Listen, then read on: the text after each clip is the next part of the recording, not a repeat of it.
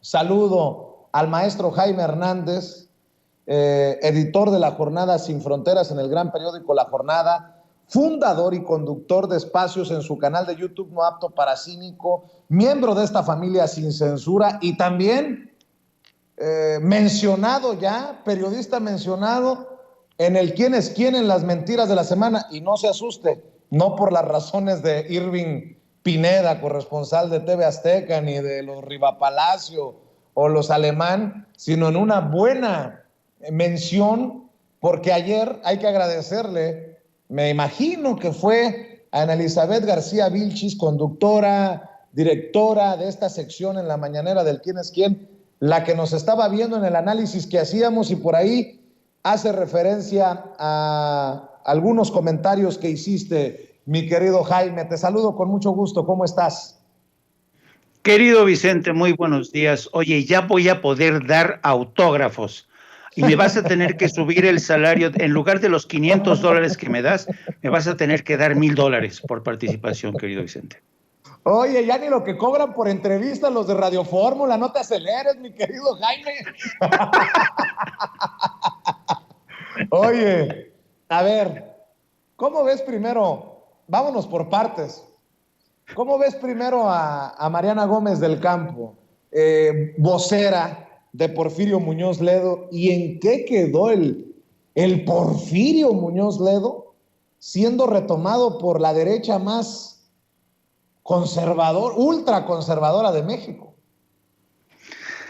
Hijo, mano, lo que pasa es que cada vez que habla Mariana, la sobrinita de Felipe Calderón y toda la gente derecha que ahora se ha embarcado en esta campaña para criticar al presidente y la estrategia de seguridad, que por cierto, la estrategia de seguridad que ha respaldado Ken Salazar, embajador de Estados Unidos, desde ayer dijo que hay que respetar esa estrategia de seguridad. Qué interesante, ¿no? Que mientras el embajador de Estados Unidos pide respeto a esta estrategia de seguridad, desde la oposición, Porfi, Mariana Gómez del Campo dice, no, esto es el acabose, estamos en medio de una situación insostenible. Pero fíjate que yo creo que de algo vale ser viejo, porque uno se acuerda de tantas cosas. Mira, te voy a contar algo interesante.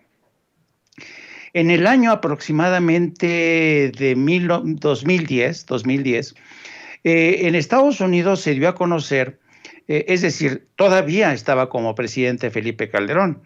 En el año 2010 dio a conocer un reporte clasificado en el que vienen memorándums internos y que no habían sido públicos hasta ese entonces. Bueno, en ese documento es fascinante cómo Estados Unidos empieza a criticar duramente criticaba ya la estrategia contra los cárteles de la droga durante su sexenio. Y hablaba, mira, fíjate nada más lo que dicen estos reportes. Dice, a lo largo de memorándums y reportes clasificados, los servicios de inteligencia del Departamento de Estado, las agencias federales como la DEA y funcionarios de los consulados y embajadas de Estados Unidos en México hacen una composición de escena de la ingobernabilidad y casi absoluta impunidad con la que llegaron a operar los cárteles de la droga en gran parte del norte de México. En relación a los reportes transmitidos a Washington, destaca el estupor y alarma ocasionados por la matanza, ¿se acuerdan?, de los 72 migrantes en la localidad de San Fernando en agosto de 2010, en la que el gobierno de México trató de minimizar su responsabilidad, según la relación de cables e informes transmitidos por el Consulado de Estados Unidos en Matamoros. En los documentos se establece que en 2007, las corrientes de inmigrantes provenientes de Centro y Sudamérica se enfrentaban a un ambiente cada vez más violento y hostil. A pesar de ello, la matanza de San Fernando consiguió por primera vez llamar la atención sobre una crisis de violencia que había sido acallada por el gobierno mexicano, con la colaboración, por supuesto, de poderosos medios de comunicación.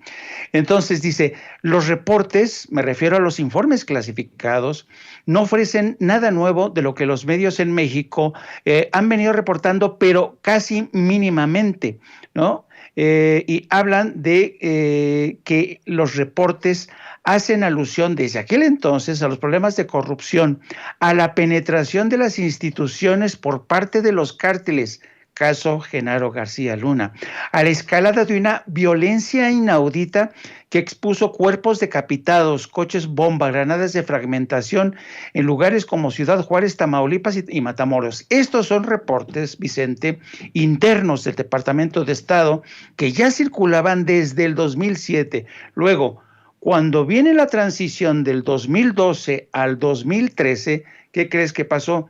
Estados Unidos ya estaba harto del nivel de violencia y por primera vez en la historia el Departamento de Estado decidió clasificar a la Ciudad de México como una de las zonas más peligrosas en el 2013, a comienzos de Peña Nieto. Bueno, ¿qué crees que hizo el gobierno de México?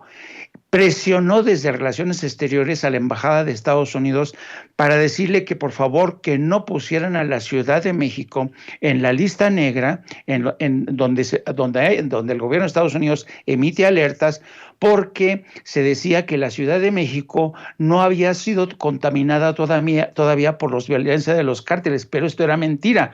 Y la Embajada de Estados Unidos lo sabía y ya tenía un reporte listo, ¿no?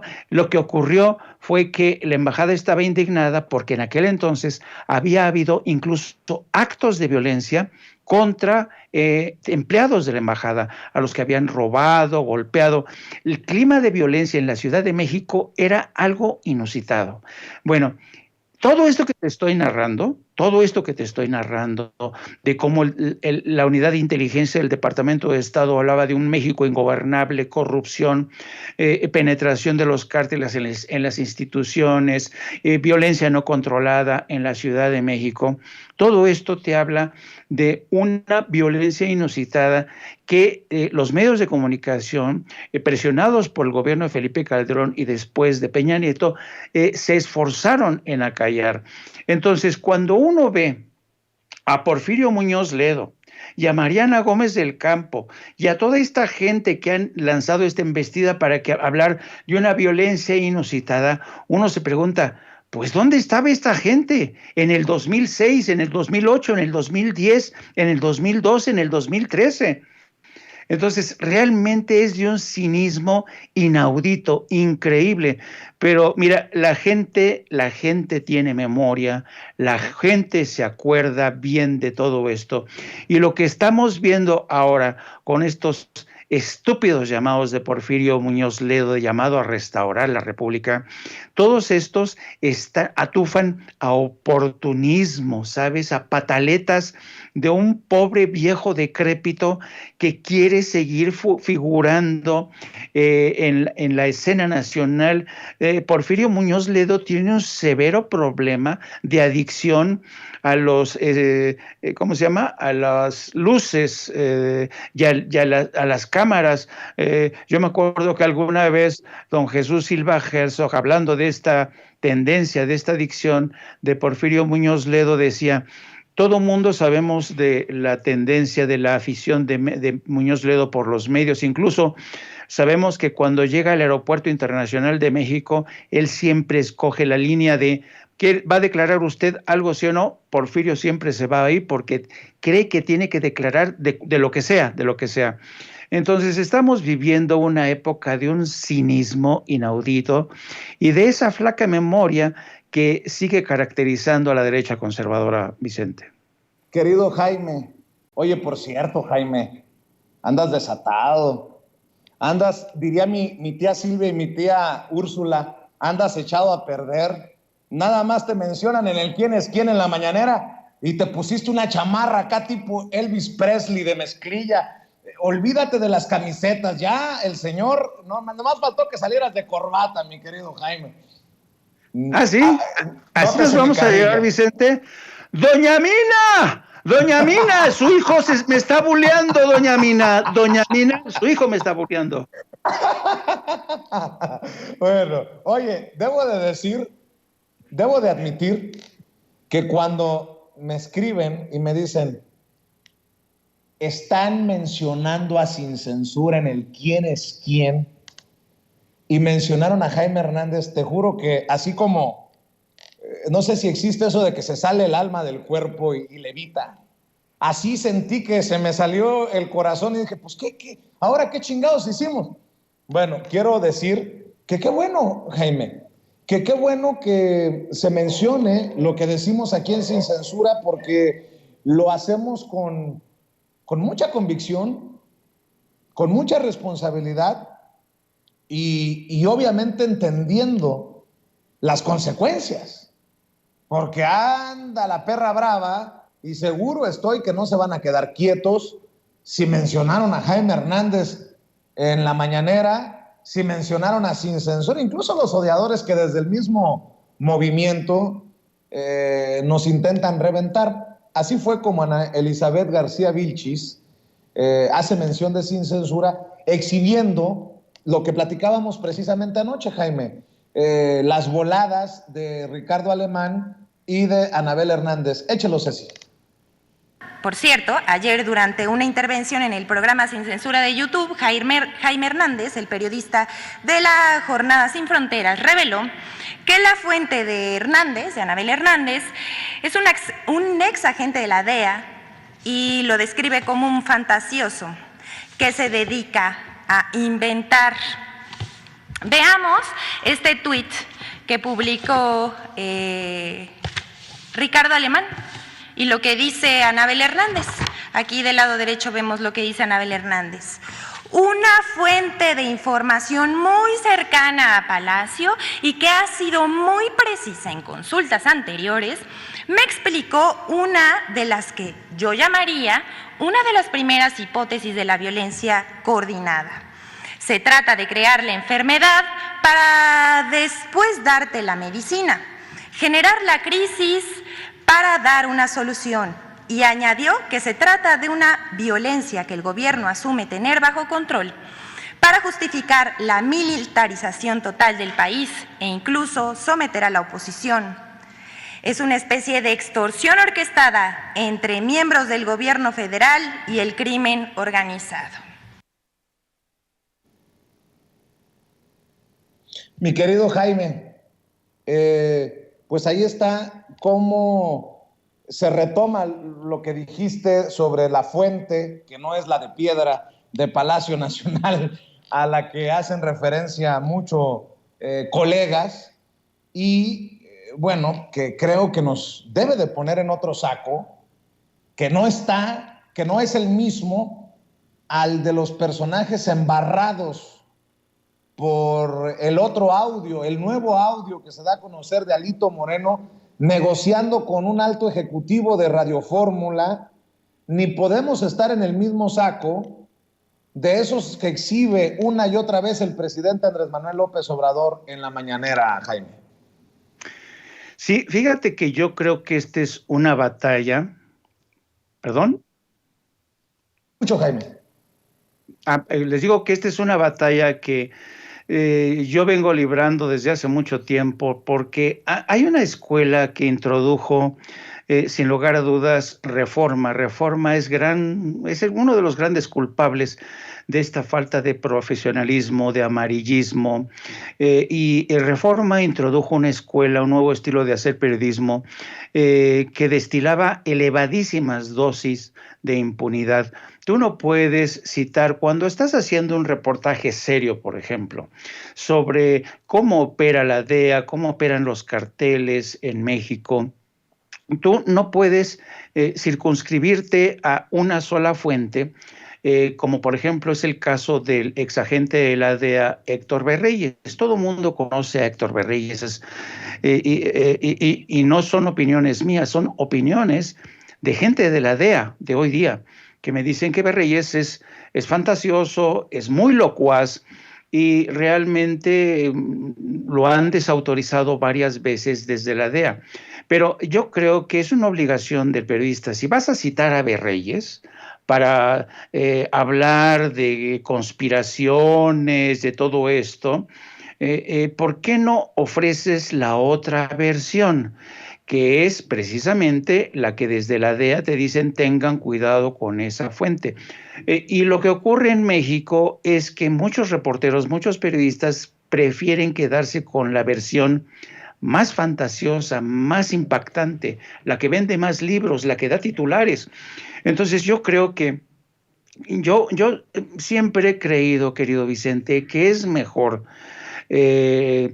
mantenerse, sabes, en la mesura, en la prudencia, porque después de esos análisis, pues surgen políticas de gobierno, ¿no? El gobierno de México y el gobierno de Estados Unidos tendrán una mejor manera de aproximarse, por ejemplo, en el contexto del debate que se ha iniciado en el caso de Rafael Caro Quintero, que es un tema que abordamos ayer. Pero fíjate que lo que sí me sorprendió, y además para mal, fue, es decir, me sorprende en el caso de unos periodistas y no de otros. Por ejemplo, el caso de Joaquín, pues cuántas veces hemos hablado del grado de cinismo de Joaquín. Y Joaquín nunca lo ha negado, Joaquín incluso ha presumido de ser corrupto, ya forma parte, la corrupción se ha convertido en una segunda naturaleza de Joaquín. Él lo asume su corrupción, sabe que él se ha enriquecido gracias a ese sistema que le permitió ordeñar durante más de 40 años a ese sistema corrupto, a esa vaca ultracorrupta. Pero es lamentable que esa misma escuela haya sido seguida por otros periodistas como Denise Merker, que se supone que surgieron e irrumpieron en los medios masivos como, sabes, como una nueva forma de entender el periodismo, más claro, más transparente, pero te das cuenta, a tenor de lo que publicó ayer la gobernadora de Campeche, de que ya todos están en el mismo saco. Es decir, es increíble que ya realmente hacia donde voltees, me refiero a los medios corporativos, te encuentres con este tipo de prácticas. Yo mientras escuchaba el programa de la gobernadora de Campeche, yo decía, bueno, coño, pero qué solos estamos y qué en minoría estamos personajes como Vicente Serrano, como yo y otros medios de comunicación, como La Jornada, que nunca han vivido de la corrupción. Estamos en franca minoría. Ahora, te digo una cosa, a mí me gusta, me siento muy confortable en esta minoría, porque uno, estando en esta minoría de periodismo honesto, transparente, sin cochupos, sin chayotes, la verdad es que se duerme tan bien, uno tiene la conciencia tan tranquila, querido Vicente, y es todo lo que te puedo decir sobre este fenómeno lastimero, ¿no? Vergonzoso todavía que persiste en México. Oye, Jaime, mencionamos a los embarrados por el más reciente audio que dio a conocer Laida Sansores de Alito. Qué sospechoso me resulta que se hayan reunido Chucho, el muy Chucho de Zambrano, el presidente nacional del PRD, o lo que queda del PRD, Marco Cortés, el presidente nacional del PAN, y este personaje, Vargas del Villar, Enrique Vargas del Villar, candidato elegido por el PAN rumbo a las elecciones del próximo año en el Estado de México. Pero el gran ausente de esa reunión fue Alito, el presidente, malo, bueno o nefasto, del partido que ha gobernado sin alternancia el Estado de México. ¿Qué lectura le das a esto? Para mí es hasta revelador. Por ahí el PAN y el PRD le dan una patada en donde te conté, al PRI.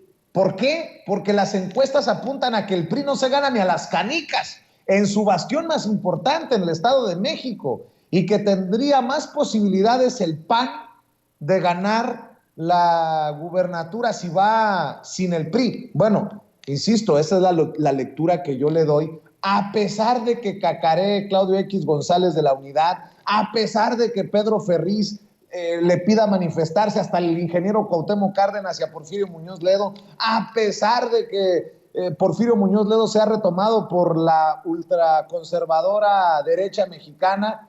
¿O cómo la avestruz, mi querido Jaime?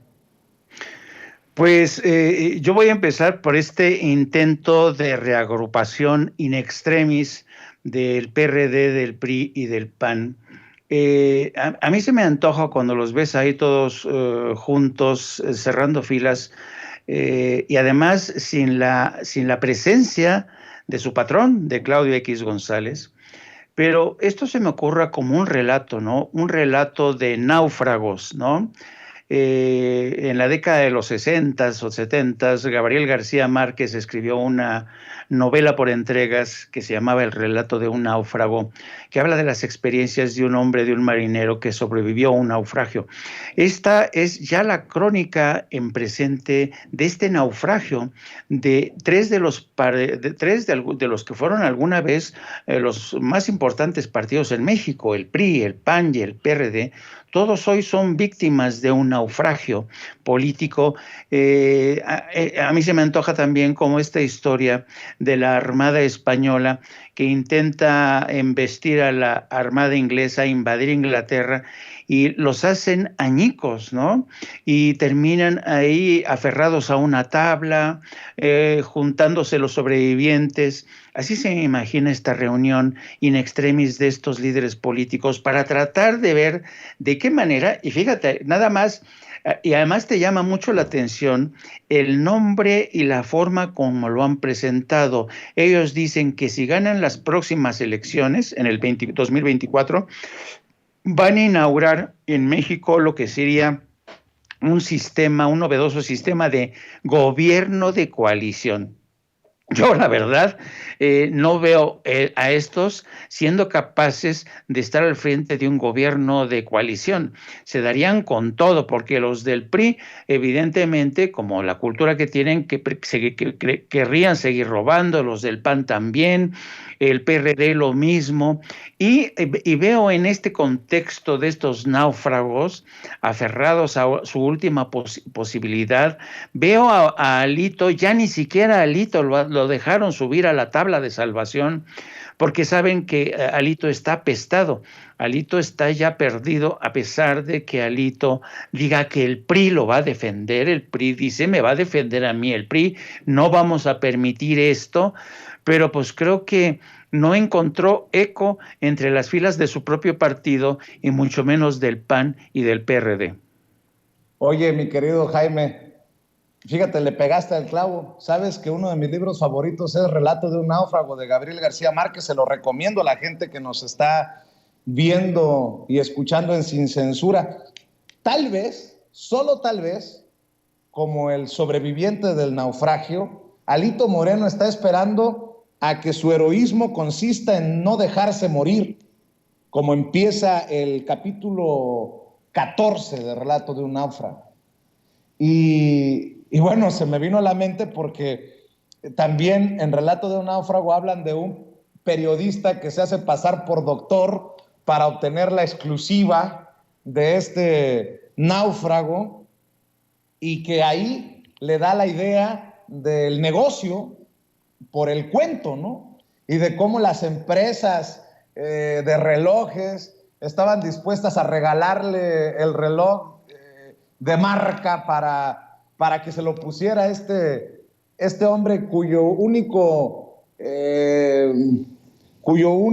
heroísmo fue no dejarse morir, mi querido Jaime, en momentos en que el periodismo pasa por una de sus etapas más delicadas por la corrupción dentro del periodismo. Se me viene toda la mente con tu mención de Relato de un náufrago de Gabriel García Márquez.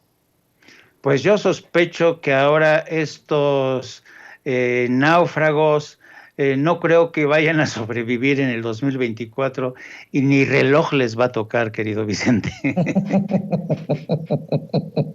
Oye, mi querido Jaime, para ir cerrando, déjame preguntarte, porque hay tantos temas, ahora sí que se vinieron muchos temas, mi querido Jaime. Déjame plantearte para cerrar, déjame mencionarte,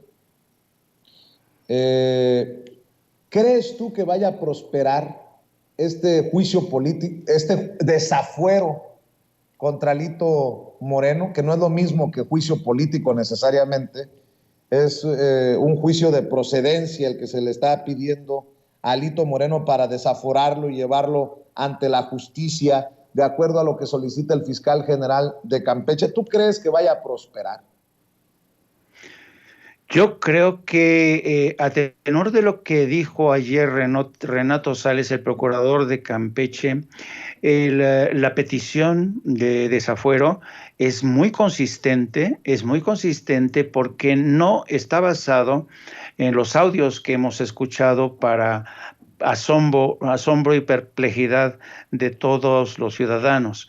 Yo creo que tal y como lo ha presentado el fiscal de Campeche, está muy bien construido porque tiene que ver con el tema de enriquecimiento ilícito.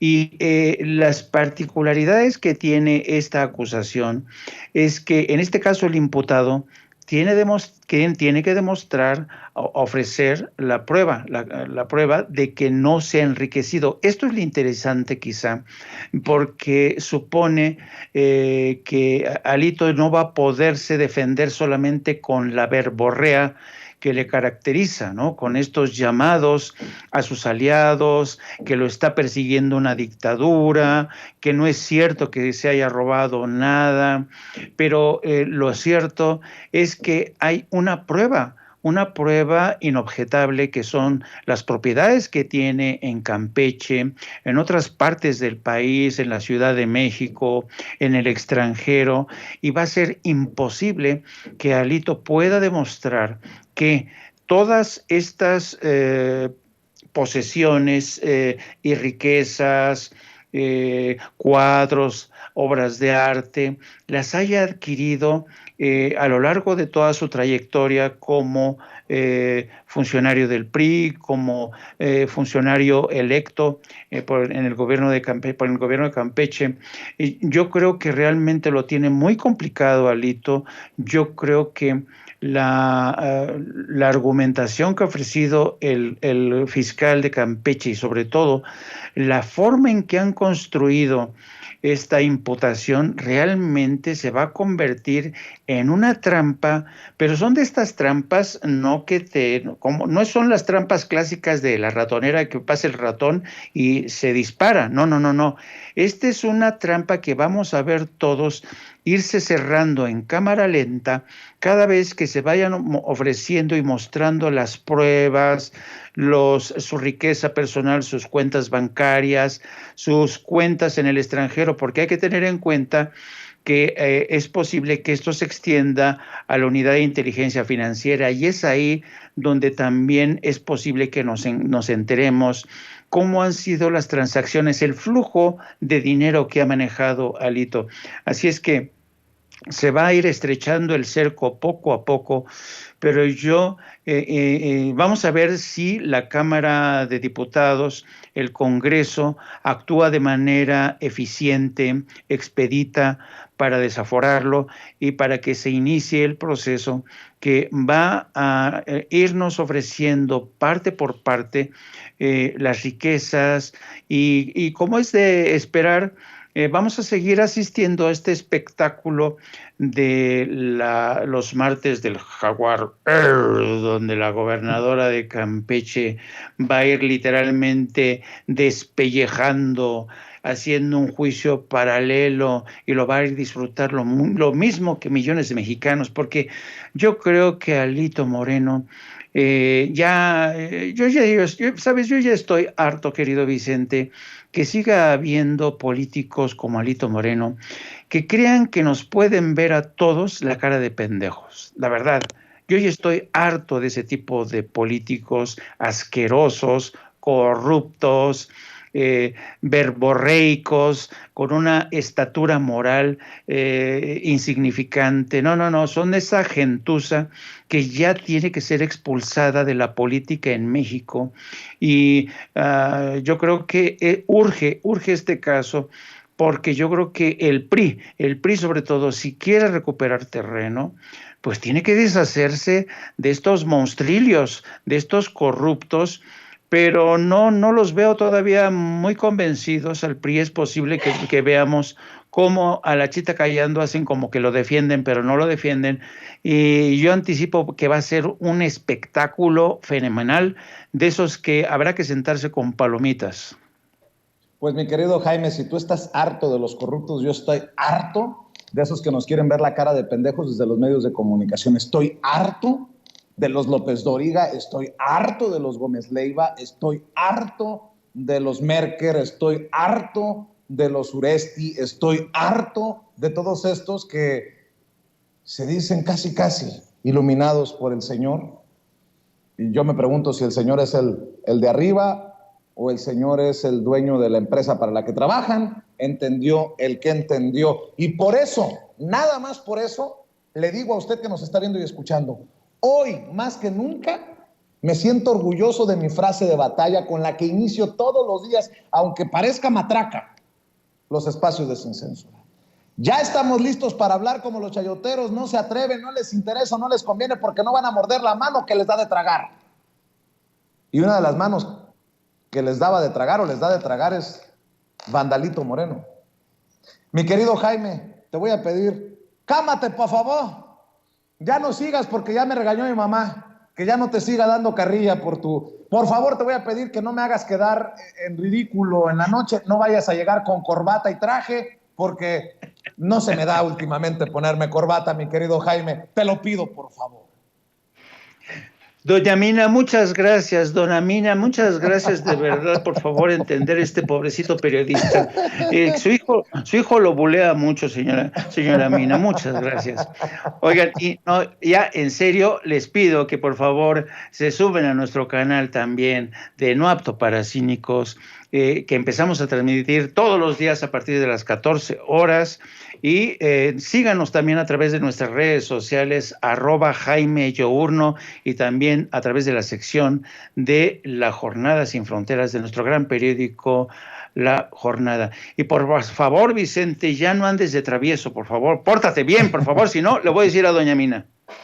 Oye, nada más no pidas más por colaboración, nótese mi sarcasmo, yo obviamente no puedo pagarle una colaboración y además sería muy poco por lo mucho que aportan hermanos, maestros como Jaime Hernández, como Luis Guillermo Hernández, que está esperando para entrar al espacio, a todos.